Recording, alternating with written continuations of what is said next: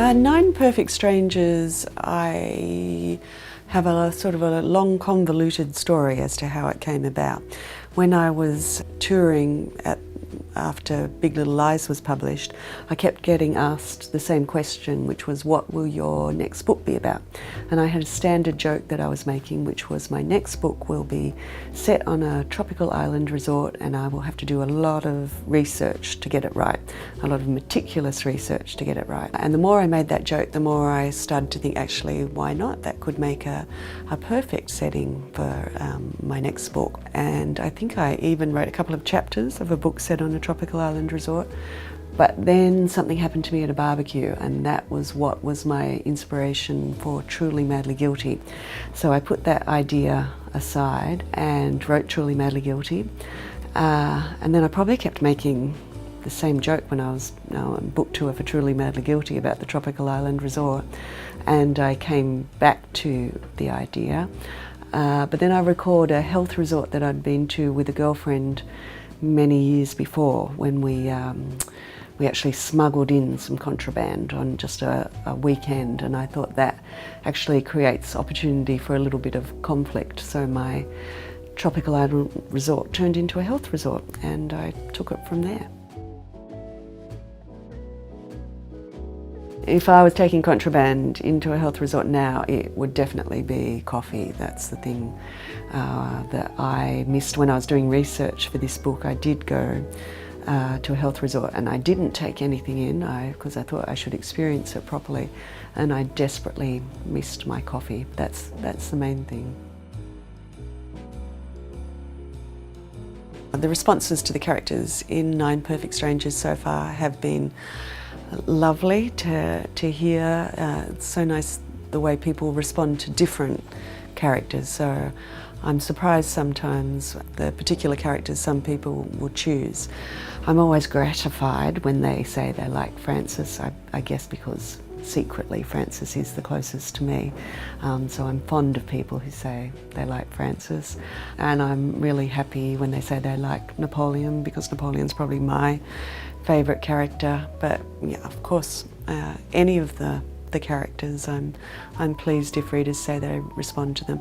I like it when people say that they understood Masha, the charismatic, slightly scary director of the health resort. I like it when people say, oh, I understand that she meant well, even though she was terrifying. So I appreciate hearing that. If I won the lottery, I honestly don't know what I would do. You start to agonise, don't you? And that's when you start to think, actually, you choose some ridiculous amount of money, and then once you start spending it, you think, actually, that's not enough. So it's silly how you start to think, I'd need to give this to this person and this to this person, and that's not enough now, so now I need to win more in this imaginary scenario. So I don't know. Holidays I think are the best thing, experiences. And of course it would be wonderful to help people out. But yes, that's where you start to agonise over, who do I help out? It's confusing, and that's why I find it so interesting. That's why I wanted to explore that in Nine Perfect Strangers, because every article I've read about lottery winners shows how often they go off the rails and how often it ends up as not actually a very nice experience at all. So it actually sometimes seems like it's something that's more fun to dream of than to actually happen. That's an interesting question.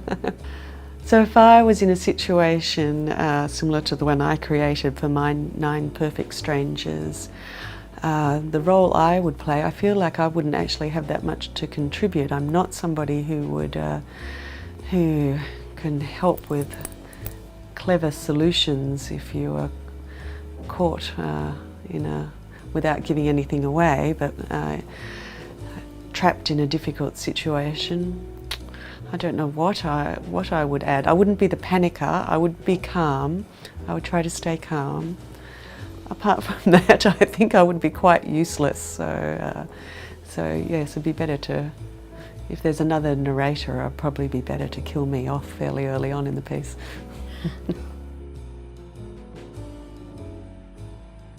I loved writing Imperfect Strangers. I think after the success of The Husband's Secret was sort of my breakout book, but I was well into Big Little Lies when that happened.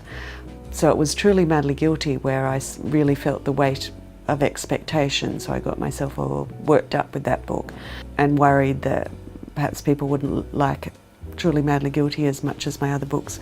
But then when it came out, and then when some people said they didn't like it as much, I realised actually that's not the end of the world, and some people liked it more, but I realised it's not the end of the world if some people like one book more than the other.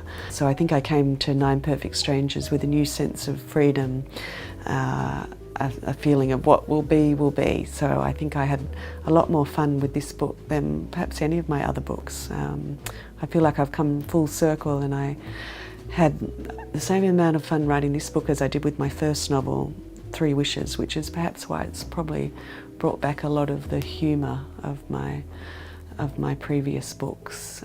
Yeah, I loved it.